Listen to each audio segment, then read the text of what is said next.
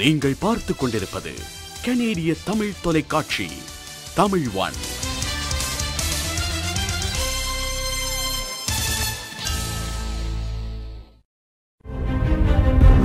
பல் வைத்திய துறையில் பல வருட அனுபவம் கொண்ட டாக்டர் சந்திராவின் கேசி டென்டல் இலக்கம் 280 ரோஸ்லண்ட் ரோட் ஏஜெக்ஸில், சேலம் அண்ட் ரோஸ்லண்ட் சந்திப்பில் டாக்டர் சந்திராவின் கேசி டென்டல்.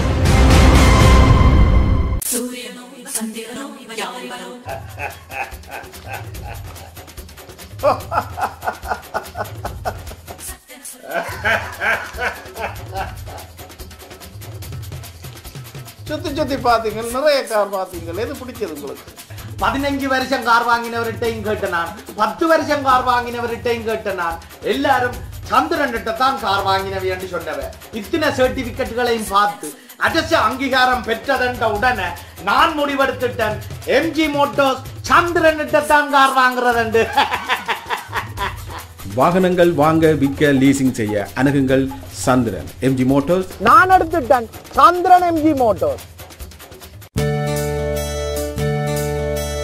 மார்க்கம் நகரில் புத்தம் புது டிசைன் நகைகள் மற்றும் ரத்தின கற்களின் சுரங்கம் IP gold and silver house.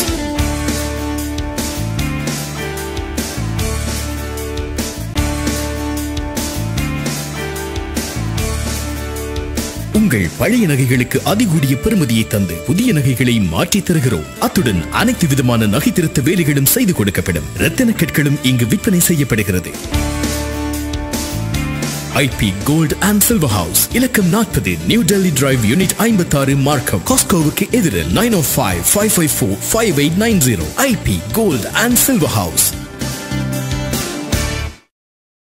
Galaxy மொபைலில் உங்களுக்கு விருப்பமான மொபைல் வகைகளை மலிவாக பெற்றுக்கொள்ளலாம். சார்ட்டர் டீலராகவும் இருக்கின்றார்கள். Galaxy mobile 5215 French avenue east, இலக்கம் 112, ஸ்கார்ப்ரோவில். 4169902222 416-899-0322. Great deals for you. Galaxy Mobile.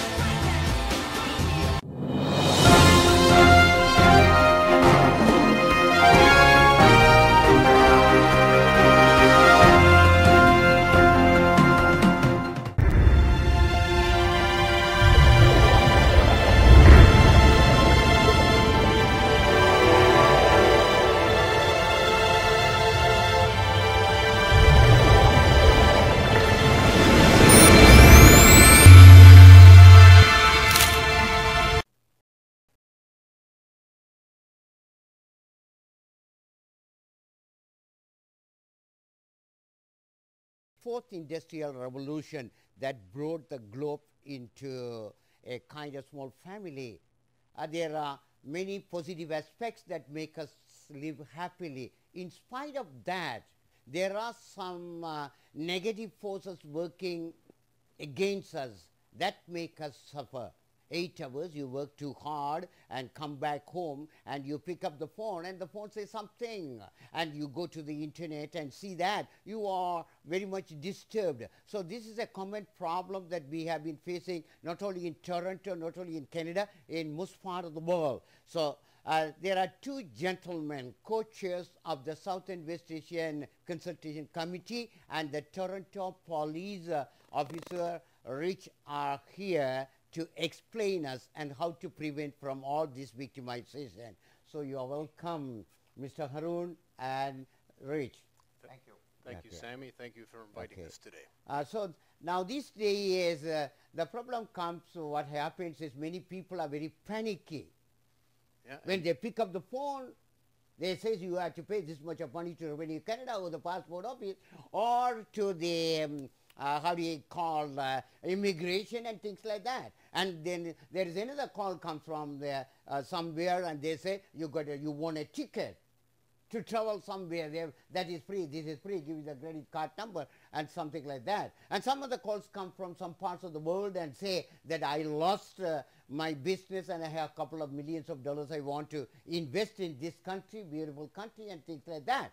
And then when we open the internet again, there are some problems coming, vacation packages and things like that. And particularly the seniors, you know, that they get in a panicky situation. They say your grandson is stranded somewhere and things like that. There are too many problems that we have. You are an expert in that. We have heard your speech in the Toronto head office when we had the year-end party. So please let us know how it works. Well, Sammy, you've covered a whole bunch of frauds, right? Okay. And it sounds like you're very well aware of some of the problems. So we could probably talk all day and tomorrow and the next day about frauds, but let's maybe talk about some common ones, right? Okay. One of the ones that seems to be making the rounds on a regular basis is CRA fraud, the Canada Revenue Agency. Oh, I see. So what might happen is you're at home, you're eating dinner, you get a telephone call from somebody who says they're an investigator with the Canada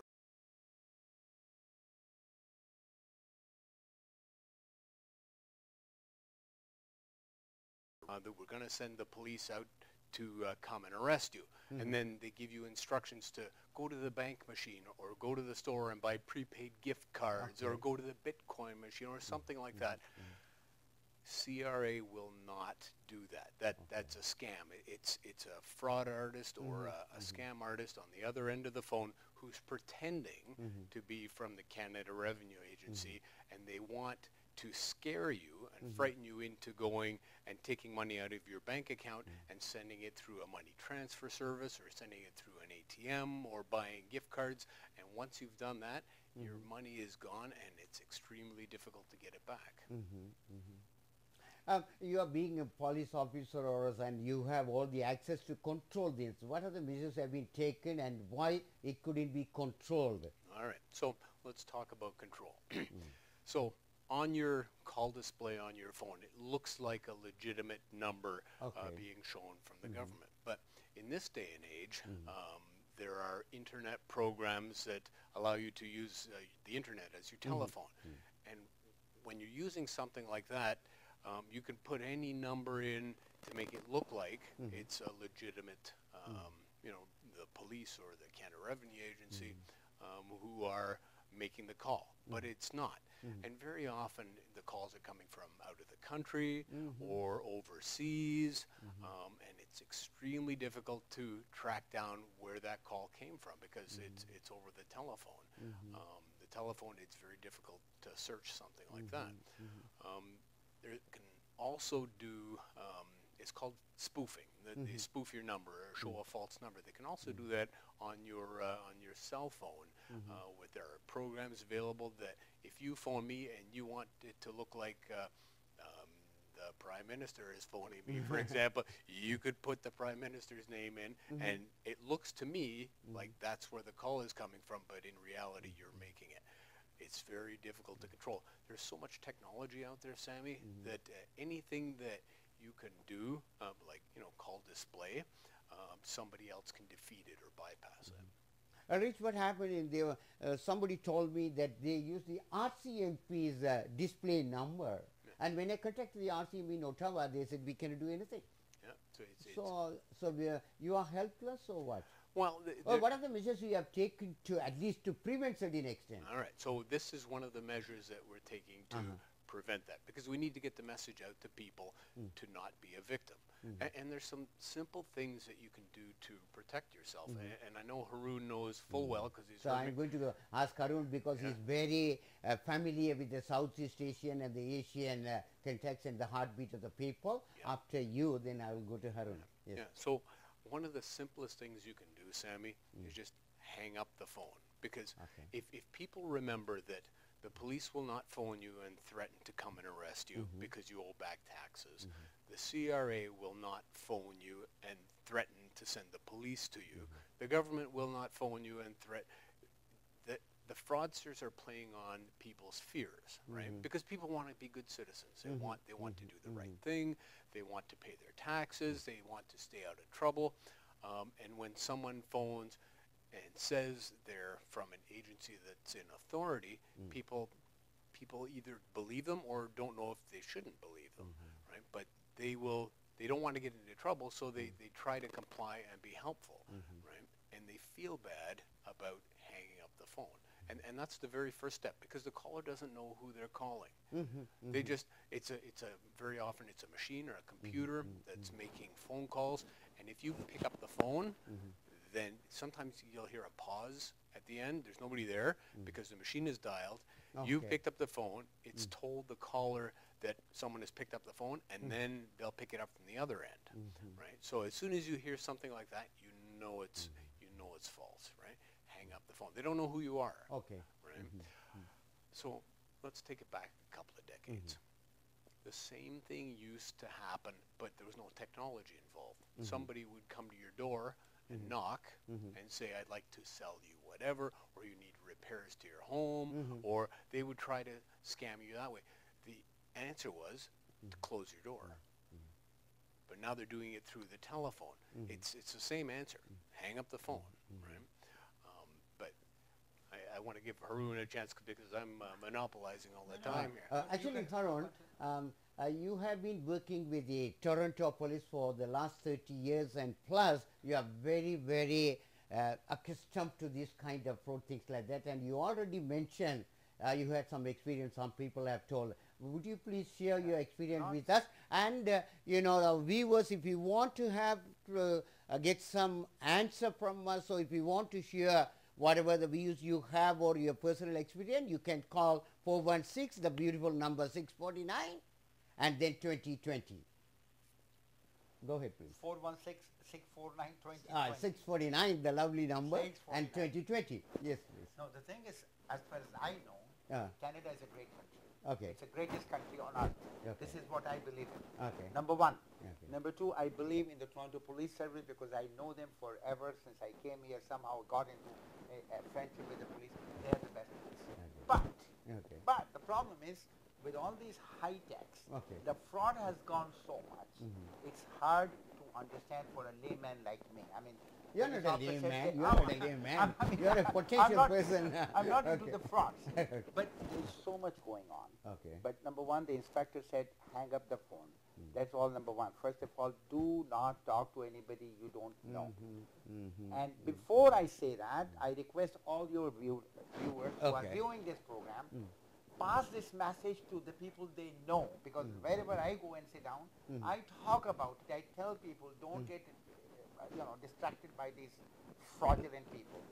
So, number one, hang up the phone. Number two, do not, even if you pick up the phone and you don't know the person, do not talk to them. That's the second thing. Then, of course, the CIA frauds and immigration fraud. I know so many people. Narrate one or two of them so that our listeners will know what is going on around. Yeah, because they called me, the first time they called me about 2 years ago. And my wife picked up the phone. I was out. And she called me, like, I don't know if she was really happy or she was so sad. She called me, she said, police is looking for you. And you are a criminal. And I gave them your cell number. I said, okay, let them come and take me. But they haven't come yet. So the thing is, you don't have, but what I used to tell people, if somebody calls you and you said, they will threat you that we are sending the police, so tell them to send the police. But it backfired about a month ago. Somebody said the same thing, told these people to send the police. About 3 or 4 minutes later, there was 5 police cruisers there with all kinds of police officers. They were knocking the door. The woman got upset. She called a friend of hers. In the meantime, said she got 5 cruisers in front of my home. So, of course, her friend said, God, the police opened the door. Said she opened the door. The police went, jumped into the house with their guns on. But then they found out later on that somebody called from her home number to the police station saying falsely saying that I got these criminals in my home, they are here to rob. So police had no option than to jump into the house. So this is bad, but I don't think police can really have any control on that. If they get a call, they have to go. But things are getting a little difficult. The second thing what I heard is somebody uses her husband's phone number and called the lady and said that I'm calling from police station. I mean, if you see your husband's phone number on your phone, definitely you're going to answer. So, and he said, the gentleman said, I'm calling from. So Harun, you are saying if there is an unknown number that you ignore it, but here you get in another situation there is a known number. That's true for it's your the known, family. it's your husband's number. Yeah. Right. So she picked up the phone, and the guy said, I'm calling from police station. Okay. And your husband is here with us. Okay. And he's being charged on drug charges. Okay. And what are you doing? And she said, I'm out in the shopping. She said, he said, don't talk to anybody. Drop your daughter at home. Okay. And don't hang up the phone. Okay. So this poor lady didn't follow what they said. She was on the phone. She continued, drop the daughter. Okay. Then they said, draw, I think, $6,000 from the bank. She withdrew $6,000. They gave her an ATM address that usually these days they are doing. She put $6,000 in the machine, and then she said, can I speak to my husband? And they said, no, you got to put another, I don't remember, $4,000, $5,000, $6,000. Okay. At that time, her mind clicked. She's a very well educated lady, very smart lady, and her mind got clicked, and she said, okay, this is what it is, like this is a fraudulent call. She hung up the phone. Then she called her real husband and found out that her husband was at work. So what I'm saying to you people, that everything is possible in this day and time. So please be careful. What can I say? I mean,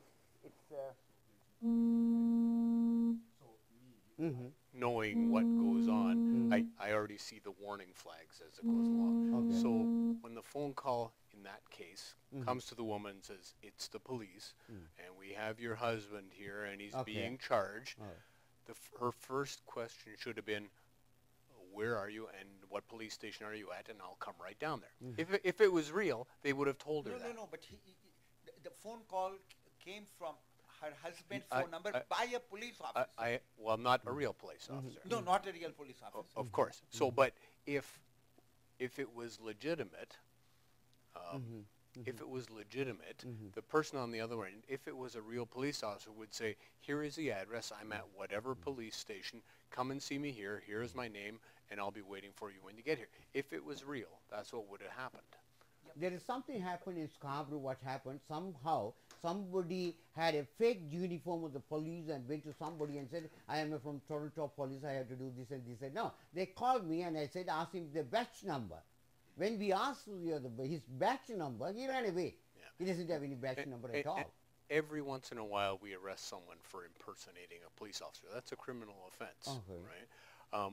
When we find out about it, we go, we arrest them, we charge them, and we take them into custody. That's not allowed. You're not allowed to say you're a police officer if you're not. You're not allowed to dress as a police officer if you're not. You're not allowed to pretend to be a police officer. It's called impersonating a police officer. Right? So this victimization is within Canada, or the sources are coming from outside Canada? What is the percentage of it? It's hard to say, right? Usually they're coming from some offshore site using the internet, almost untraceable.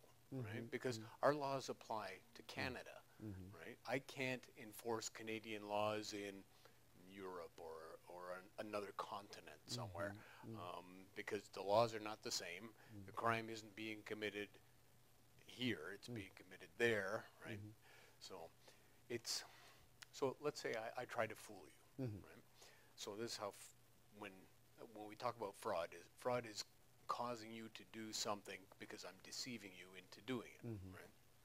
So if I ask you, if I say, hi, I'm the owner of whatever company, and if you give me some money to invest, I'll invest it.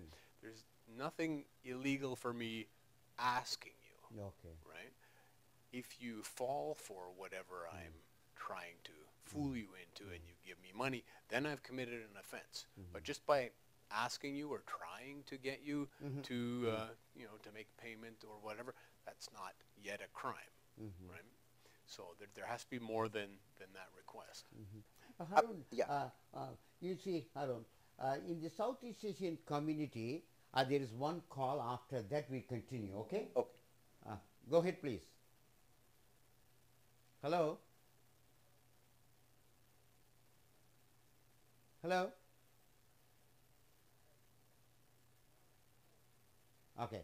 Uh, he will call back. So what happens is, we are more of a kind of defensive people than offensive. We Southeast Asian community people are, when you say police or this and that, they are very much scared about Yes. it. So how can we come out of this ugly situation? I mean, it's not an ugly situation, but that's how we have been brought up. So that's why this committee, the South and West Asian Consultative Committee, was formed many, many, many years ago. And the purpose of this committee is to bring the South Asians and Toronto Police Service as close as possible. The chief of Toronto Police, whoever is in the last many, many years. Sorry to interrupt, there is a caller. Let us listen. Hello? Then I've committed an offense. But just by asking you or trying to get you to, to make payments or whatever, get a crime. That's me. So it has to be more than... Little louder. That's me, Sam. It's a recording of me.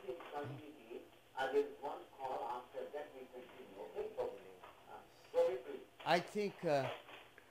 Hello? Hello? Hello? Can you hear me, Sammy? Yes. Go ahead, please. Hello? Hello? He can't hear me. There is some technical difficulties. I think now it will be all right. Please go ahead.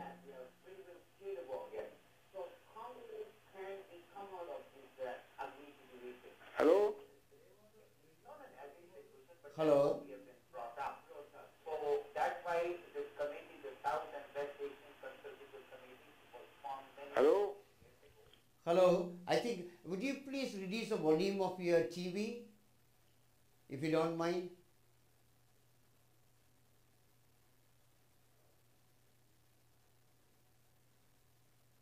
Please go ahead. Yes. Hello?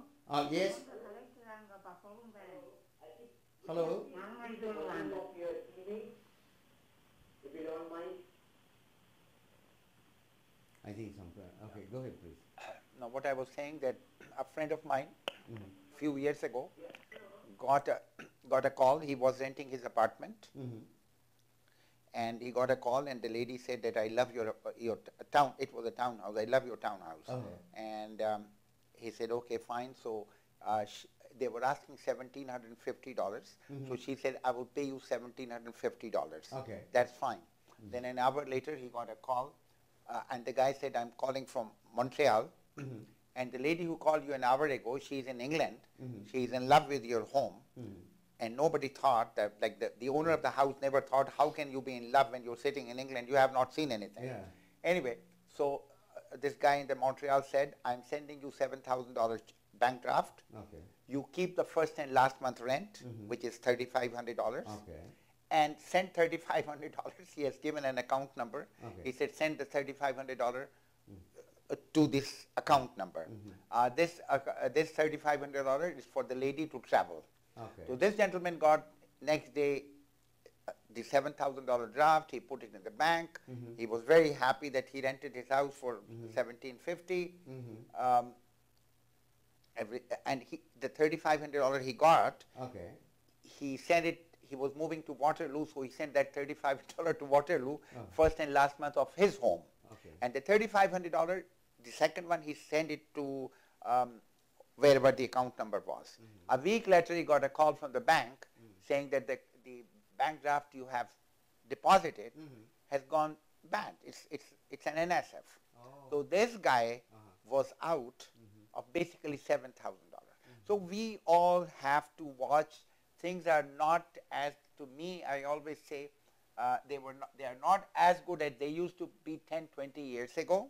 But now we are getting into a different life, different style, different people. We just have to watch ourselves. Right. And one more. Yeah, go ahead. No, that's a common scam. If somebody send... sorry, Rich, no problem. there is a caller. Sure. I hope now it will be all right. Please go ahead. Hello?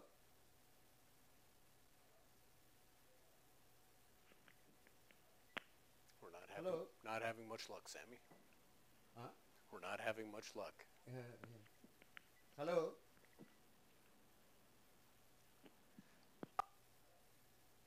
There is some kind of interruption. All right. So The first call, then it will be all right. Hello? Yeah?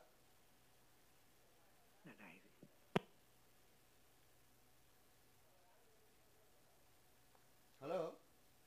I think we lost that one. Okay. So if somebody owes you money, Okay. let's say they owe you $1,000, Okay. and they send you a bank draft or a certified check or something for more money that they don't owe you, and they tell you to keep what you need and forward the rest on somewhere else, that's a scam. Because what happens is the bank draft or certified check or whatever it is will be no good. It'll be NSF, it'll be a forgery, right? So you're sending your money, your own money out of your bank account to the fraudster, and a couple of days later when the bank draft gets returned as NSF or certified being a counterfeit check, you're out your own money.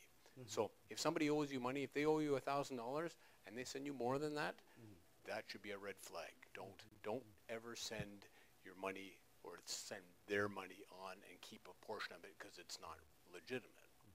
There was one victimization happened in our community here. What happened is from south of the border, a company said we will deposit certain amount of money and you take a certain percentage and the rest you deposit somewhere else. Right. Then finally the bank looked at the woman and they said you are involved in this kind of scam, and finally they wanted to arrest. Right. Fortunately, the 42 division was very helpful.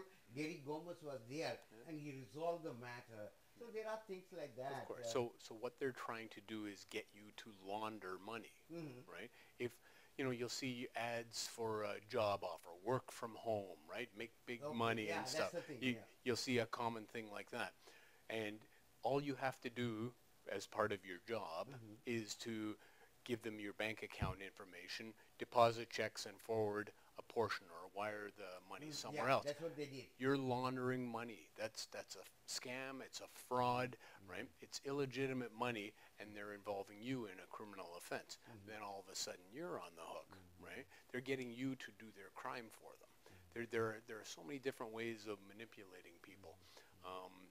I get phone calls on my cell phone on a regular basis, right? Okay. And sometimes the phone number will start with the first 3 digits of my own number, right? And so I think it's a legitimate call. Okay.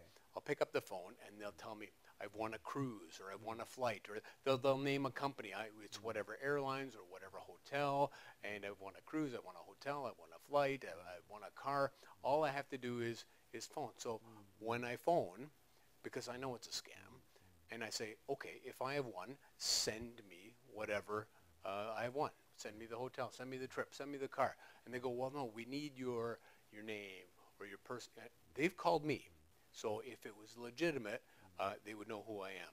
The second thing is, if you win something, you won't win anything unless you buy a ticket or unless you sign up for it or unless you enter the draw. If you haven't done that, strangers don't phone me up and give me things, right? It's phony. If it sounds too good to be true, it's probably a scam. If you get an email or a text message or something, anything that has a link in it, and they want you to enter any of your information or log on or confirm your information, what they're doing is, it's called phishing, P-H-I-S-H. They want to get your personal information, your email address, your login, your password. Once they've done that, they can access your bank. So anytime you give out any of your personal information, it should only be when you're sitting in the bank or when you're dealing with, if you have logged on to a legitimate website, or if you're doing your online banking, somewhere where you have gone, not because somebody phoned you or sent you something, because they're trying to get something from you for nothing. For example, there is a magazine, I think it's monthly magazine from the south. They say you won millions of dollars, blah, blah, blah, blah, and then finally they say you pay this much of money to buy something, small amount of 200 or something like that. So a legitimate contest doesn't ask you to pay fees, right? If I buy a lottery ticket, and let's say I win, let's say I'm lucky and my numbers come up, and I go to cash my lottery ticket, they don't tell me I have to pay $1,000 up front or $500,000 up front. It doesn't happen. They just give me my money. If I've won, they give me my money. That's legitimate. If someone is asking for any fees to pay, taxes to pay for whatever fees, taxes, to bribe officials, because money's hidden in another country, that's a scam. Hang up the phone, throw away the email, delete the email. Don't even open the email if it's from an unknown sender. Just delete it. It's false. It's not true. How about, Harun, this e-shopping? Is it safer to give your credit card information and buying things from abroad? These days, the younger generation want to buy things through, this e-shopping and things like that. They don't want to go to the shop and buying. So what are the difficulties or the problem or victimization that we face? So if... I'll let him answer that. Okay. No problem. There are so many legitimate places where you can buy things online, right? There are large retailers. As long as you have gone to them, let's say you search online, you find a piece of clothing you like, it's a name brand, legitimate vendor, and I'm not going to name any because there's so many of them, right? But if I have gone looking for it and I have found it and it's a legitimate vendor, there should be no problem. I mean, there's steps taken to prevent your credit card. There are also services where you don't even have to give your credit card. You can sign up for something like PayPal, right? So they hold your money in escrow. If you buy something, you're not giving out your credit card information to any of the retailers. It only goes to that company, which then pays the vendor, and they don't pay unless you receive the money. So you're protected that way. If you shop online and you give your credit card, as long as it's a legitimate, a true retailer, you should be fine, because you'll have recourse. If there's a problem, they will look after you. But if it's just somebody on the phone and says, give me your credit card number and I'll do whatever for you, I'll buy something, I'll ship you something, I would be very wary of that, because you don't know who it is. There's no guarantee of safety. There's no guarantee of getting your product. So hang up the phone, don't answer the emails, and if you are a victim, what you need to do is call the police or report it to the Canadian Fraud Center, or on the Government of Canada website. There are lots of avenues to do things. It's not a guarantee you're going to get your money back or we're ever going to find something, but at least that way we know where to start investigating. Harun, you are being a real estate agent or whatever the capacity it may be. There is a call. We will get the call and we continue. We should get the call. Hello. Go ahead, please. Hello, வணக்கம். வணக்கம். Go ahead. சொல்லுங்க. Hello, வணக்கம். லைன்ல இருக்கீங்க, யார் பேசுறீங்க? Hello, வணக்கம். வணக்கம். உங்களோட லைன் வர்க் பண்ணது இல்லையே, சத்தம் கேக்குது இல்லையே? ஆமாம், இப்ப கேக்குது. உங்களோட டிவில சத்தத்தை நல்லா குறைச்சு வச்சிட்டு நீங்க போன்ல கேட்டு கதைச்சீங்கன்னு சொன்னா நாங்க கதைக்கிறது உங்களுக்கு தெளிவா இருக்கும். உங்களோட டிவில சத்தத்தை நல்லா குறைச்சு வச்சிட்டு போன்ல கேட்டு கதைங்க. இப்ப கேட்கலாம். உங்களோட கேள்வியை கேளுங்க. என்ன கேட்க போறீங்க? அடிக்க சொல்லி அதான் அடிச்சனா உங்களோட லைன் வர்க் பண்ணது இல்லையே. ஆமாம், கேளுங்க. என்ன கேட்க போறீங்க? இப்ப வர்க் பண்ணுது. நீங்க லைன்ல ஒன் ஏர்ல தான் இருக்கீங்க. சாமி என்ன சொன்ன கேள்வி கேக்குறது? ஆமாம், நீங்க ஒன் ஏர்ல தான் இருக்கீங்க. என்ன கேட்க போறீங்க? இந்த ஃப்ராடுக்கு வந்து வெஸ்டர்ன் யூனியனை ஃபைன் பண்ணிருக்காங்க $680 million. What is it? அத பத்தி கேக்குற சாமி அனுப்பினா அதான் கேக்குறாரு. லைன் வர்க் பண்ணது இல்ல. Okay, I will call you back after this program then. Hello? உங்களோட கேள்வி, நீங்க ஒன் ஏர்ல தான் இருக்கீங்க. உங்களோட கேள்வியை கேளுங்க. What you? Hello? Okay, let's continue then. Okay, so you're talking about real estate. Yes. For example, what happens if they paid off house. Some people somehow they get a kind of mortgage or loan or something else, and then all of a sudden you will have an unpleasant surprise and say you have to pay this much of money and things like that. So how do we prevent title insurance? Title insurance is something which everybody, all your listeners, all your viewers should have it. I think if they have bought the house in the last 5 to 10, say even 10 years, they all have that, because the lawyers used to buy it. If somebody doesn't have it, they should buy this title insurance. What happened? People are making fraudulent IDs. They go. How do they do that? And would you please narrate a little bit about that? How do they do that? They can make my fraudulent driving license. They can my fraudulent credit card, and with on a driving license they can put my photo. They can get my information to start with first, and they put my photo. They can put their photo on my driving license, and they go to the bank. The bank, I mean, usually they always look for the driving license. That is your only ID. So they look at the ID, they apply for the bank loan, and they get a bank loan. They get a bank loan. They take the money.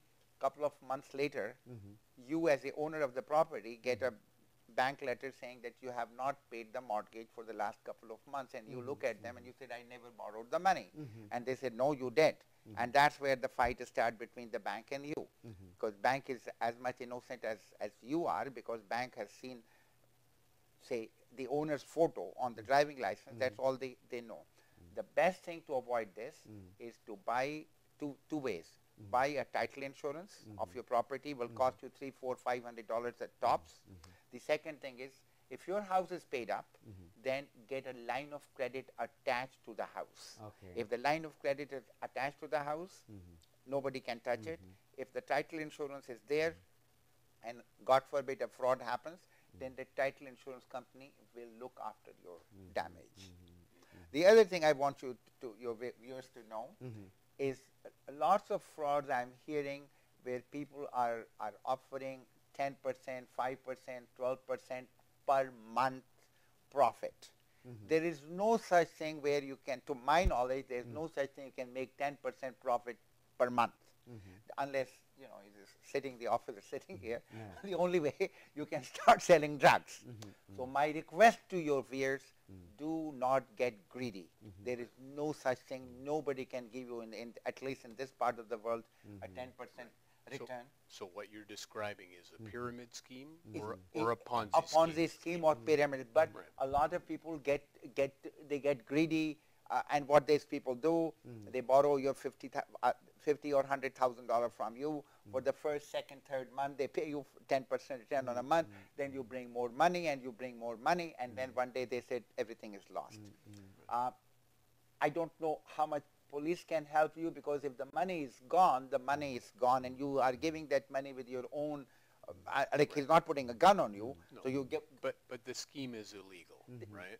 So pyramid schemes and Ponzi schemes are illegal. So the way they work is, let's say, Sammy, you're going to run a pyramid scheme or a Ponzi scheme. So you get 10 people to give you $5,000 a piece, and you promise them in a month they'll see 10% rate of return on it. So what you do is you give them back their own, 10% of their own money, and they go, wow, it must be true, and they give you more money, right?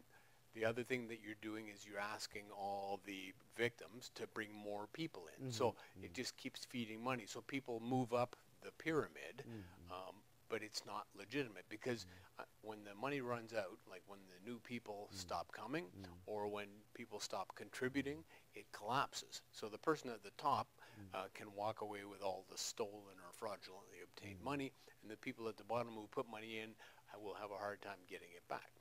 Having said that, we've arrested lots of people for pyramid schemes and Ponzi schemes, but if you flee somewhere, if you go overseas, if you lied about your name, if nobody knows you, then it gets very difficult to track you down.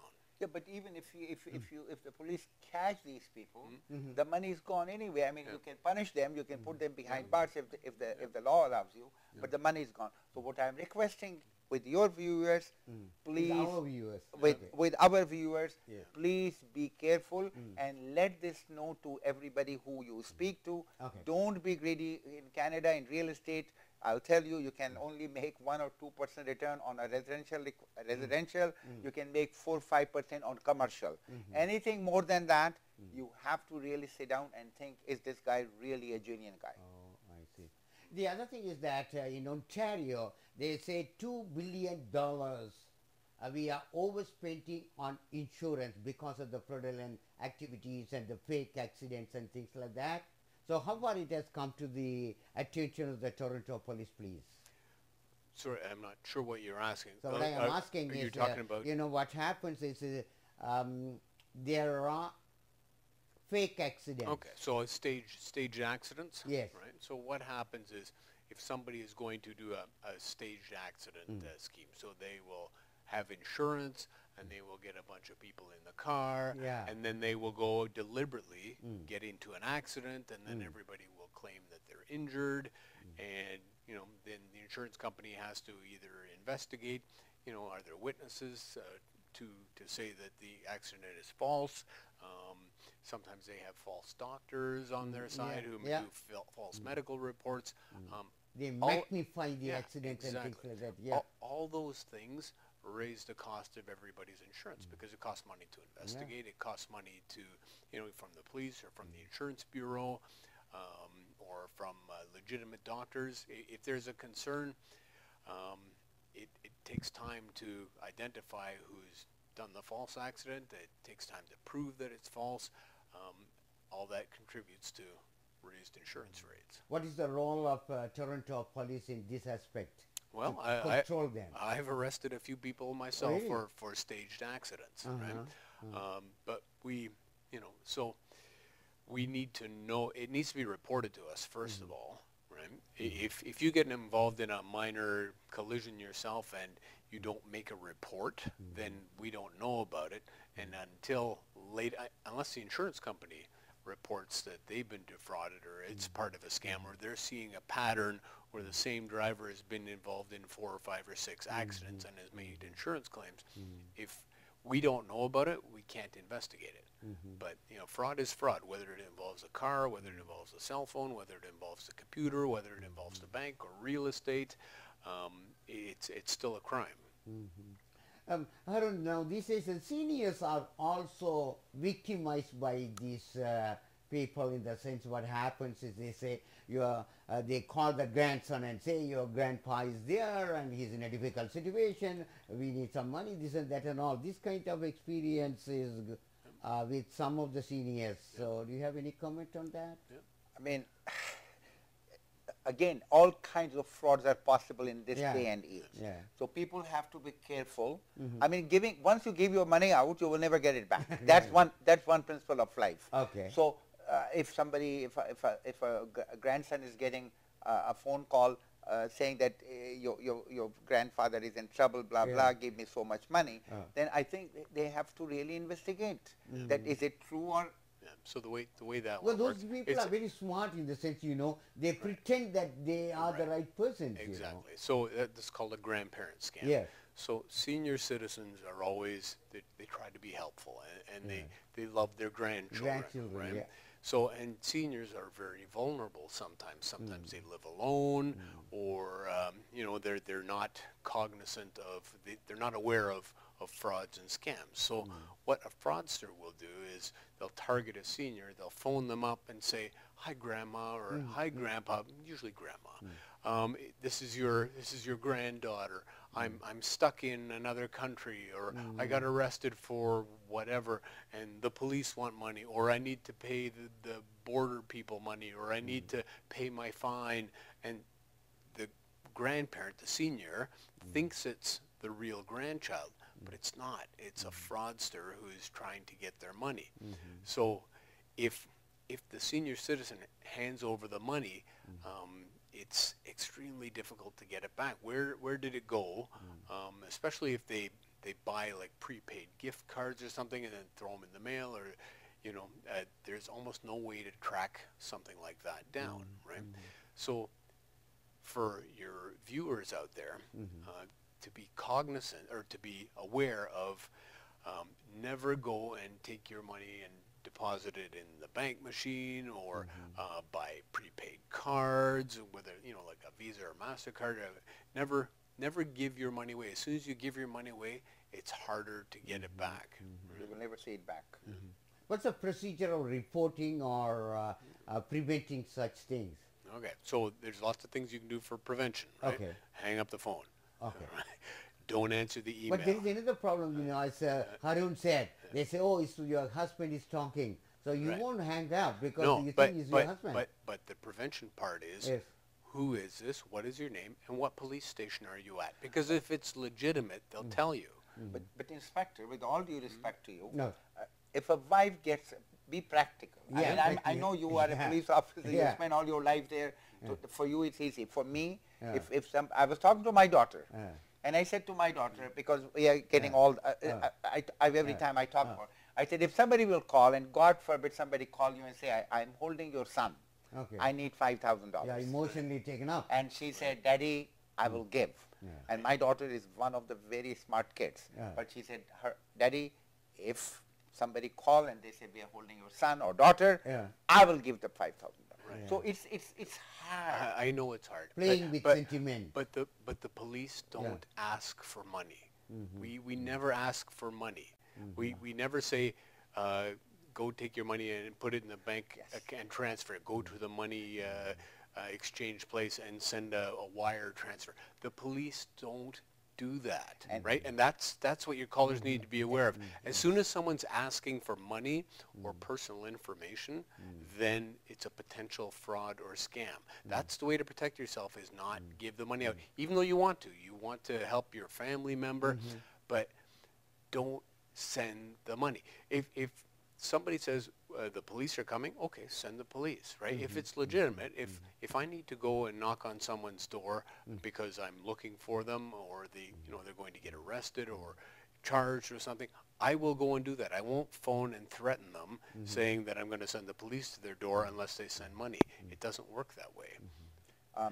Okay, go Yeah, at least I get calls, and I'm sure most of the people are getting calls. People call you, they said, we are calling from a bank, we want to increase your limit. I'm calling from such and such bank, we want to increase your limit.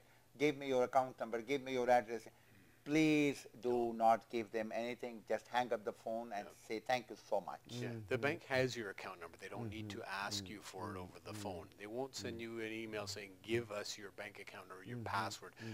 No legitimate organization will ever ask for your account info, your credit card info, your password, your email address, all that. They just, as soon as they have your personal information, then they can victimize you. Right? If you don't give it to them, they can't victimize you. Actually, the South and West Asian Consultation Committee is doing in collaboration with the community to make people live happily in Toronto. Compare with the 5 cities in North America. What is the situation of Toronto, where it ranks as far as the crime rate is concerned?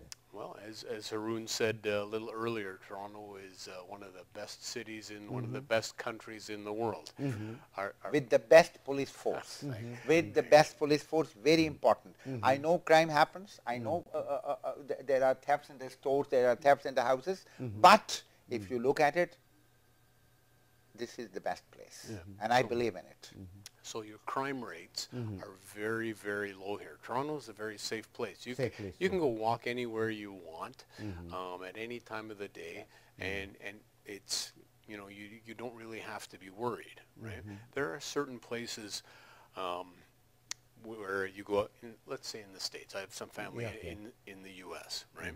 And when it gets dark there, people don't go out at night anymore, right? But if you just go to Yonge Street in the summertime and see the thousands of people who are out there. Go down to Harbourfront in the summer, see the thousands of people. Go to any place, when the weather's nice, and there are people all over at all hours of the day and night. That tells you it's safe. That's not to say that crime doesn't happen, because people commit crimes, and anywhere there are people, you potentially have crimes. But our crime rate is so low. It's a very good place to live. It's a great place to raise your family and to work, and there's so much opportunity here. I'm proud to call Canada and Toronto home. With the complexity of the demography of Toronto, still the crime rate has come down compared with the last 40 years, I believe. So that is because of the work done by Toronto Police, plus a consultation committee like yours then. Plus all the people out there, right? So in North America, crime has been on a gradual decline, as you said, for the last 40 years. So it's safer now than it used to be 4 decades ago. Sometimes people are more worried though because they see things on TV, on the news, and they keep reporting it and reporting it and reporting it. So every 5 minutes you're hearing something. That doesn't mean that there's more out there. You're just hearing about it more. So it increases your fear factor, but it's not necessarily the case. Just like a volcanic eruption, now the sexual assault and misbehavior has come up very rampantly. How come? Me Too campaign. No, we will. Okay, so think back a few years ago. The big story in the news that you heard over and over again were dog bites. Dogs were biting people, right? And then some years after that, truck tires were flying off, right? So now that's the latest iteration. Does that mean that dogs have stopped biting people and tires have stopped falling off of trucks? It just doesn't make the news anymore. It doesn't mean that it doesn't happen. So I don't know what will happen next year. I'm going to guess there'll be some other trend. But I'm glad that if somebody has been victimized, if they've been a victim of sexual assault, they need to report it. They need to trust that their police service will help them and listen to them, and they should not be afraid to come forward. And it's good that people have some role models or examples of people who are not afraid to come forward, because sometimes people have been hiding things and not telling things and keeping secrets, and they see other people coming out and telling their story, and now they're telling their story. That's a good thing. How is the teenage or the young ones are behaving these days comparatively? Are they doing better, or any problems they are facing, or any problems they are giving to you? No, people are people, right? We have some amazing young people out there who do some amazing work and make some great contributions to the community. And everybody, you were a young person one day, not so long ago, maybe last year, the year before. So was I, so was Haroon, right? People are still the same. Right? Overall, it's a good city. I mean, people are, every child, you see how many people, youngsters are going to universities, getting graduations, becoming a part of the country. So, I mean, overall, it's a great place. Yeah, I have faith in our young people, right? Because they're the next generation. We need to rely on them to keep moving this country forward. And we have one of the best prime ministers. Let me say that. This young prime minister, to me, he is putting a very positive image on the youngsters of this country. In fact, he was telling in Chicago, is it yesterday or today, that he is missing his family because of his public engagements. So he's trying to balance a public life with his personal life and so on. So that is another thing. Then you get involved in the public matters too frequently. Sometimes you may have to isolate your family as well. Yeah, it's hard to be away from home every day or on a regular basis. basis. That's a part of the job. Yeah. This is his job, and I think that comes with it. There is another thing that you have introduced recently, that the police officers will have a camera when they come into a home to have any conversation, to have authentic. So would you please say something about that? So, a couple of years ago, we started a pilot project. It's called body-worn cameras. So the idea behind body-worn cameras is to provide an accurate record of an interaction between a police officer and citizens. So all our police cars right now in Toronto have a camera already on the dash. So they will record a traffic stop. The officers have a microphone. But that right now is limited to a vehicle stop. Right?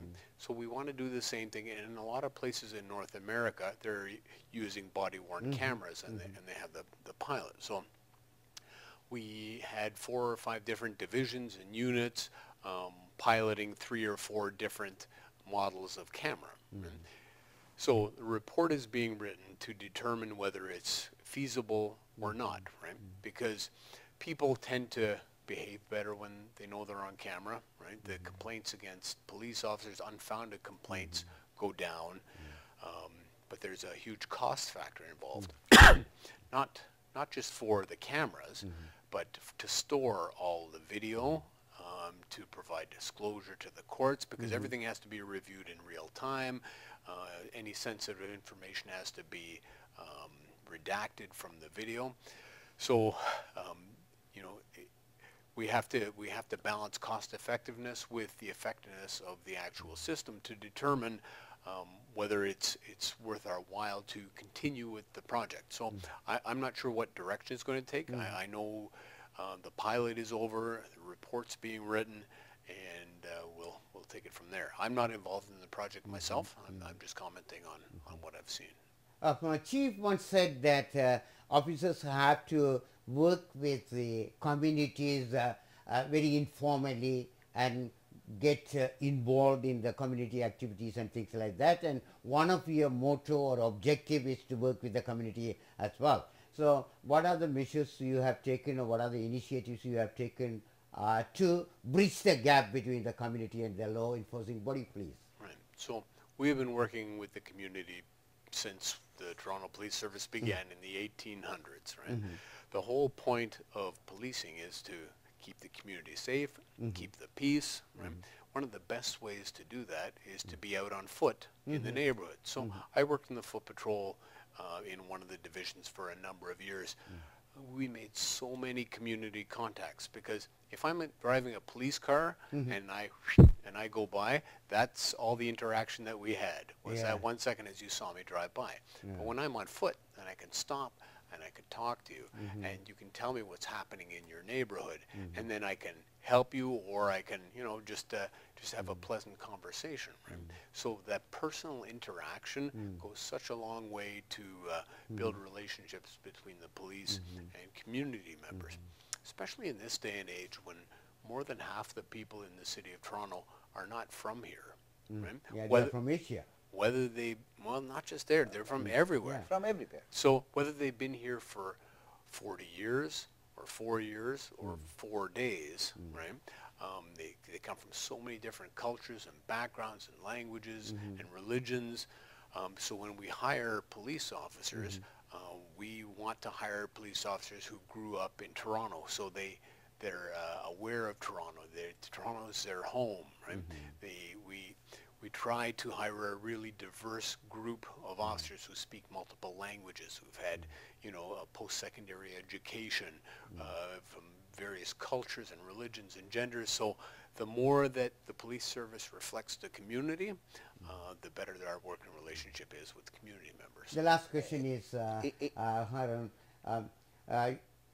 what do you expect the community play a role in breaching the gap between the law enforcing body and the community police? I mean, for that, the chief has these consultative committees. I think there's about a dozen consultative committees for different communities, and then every police station, there are 17 police stations in Toronto. They all have CPLCs, like the community police and the community. They sit together. They talk about their own problems, station by station, and the consultative committees are in the headquarters. We deal with all the major issues, and our job is to bridge the gaps between the police and the community. And that has been going on since I know this police service. Every day we come closer to closer. That's why the inspector is here today in this with you to bring the knowledge to the community about fraud. For example, today our topic is fraud. So my request to the community is, if they ever have a problem, not with a speeding ticket or red light ticket, but a community problem, they can call you, they can call me, they can call the inspector. Call the main police or number. call the main police number. And I mean, this is very easy. Call the main police number, 416-808-2222, and ask them that they want to speak to the member of the consultative committee. In our case, is the South and West Asian Consultative Committee, and we will be more than happy to look and guide them. Where do they have to go? What department of the police they have to deal? Where is the problem? That's where our role is. Yeah, we want to work with all the community members, Sammy. The police are here to help, right? We're not here to take you away or to take your children away. No, well, we write tickets in order to improve road safety, because we want people to obey the traffic laws. We want people to stop at stop signs and not run over pedestrians. That's the reason why we're out there enforcing the traffic laws, so people drive better, because we want to improve your driving behavior. But please don't be afraid as a community member to go up to a police officer and say hello, to go into your local police station and discuss any concerns or just to pay a visit, right? You'll get a tour. We'll do what we can to accommodate you if we have a little time, but you'll get to know police officers are just people who just happen to be paid by the city to help keep the city safe. That's all our jobs, because the people are the police and the police are the people, right? I don't live in your neighborhood, so I don't see what goes on there. So in order for the police to help you in your neighborhood, we need you to come forward and say, here's the problem, or here's what I want to discuss. If we don't hear that, we can't be of assistance.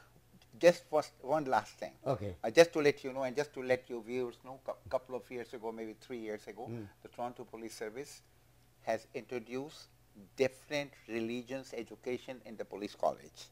So they are teaching different religions, Hindu religion, Sikh religion, Muslim religion. I don't think to my knowledge, I don't think any other police will go that far. So this is how much the police wants to come close to the community. Maybe a lot of viewers don't know that, but this is the kind of education the police college is giving to their new officers. Actually, it is our pleasure, privilege, and honor having both of you. You sacrificed your personal time, which is not your working time. You have come all the way from Toronto and Mississauga. We thank you so much for what you have done. Continue to do your remarkable service for Torontonians. Once again, thank you, Rich. Thank you, Haran. You are very welcome. And again, request from your viewers, if they have any problems, they can call the police headquarters number and ask them that they want to talk to the consultative committee members. Thank you so much. Thank you for having us, Sammy. Thank you so much, Haran. Thank you.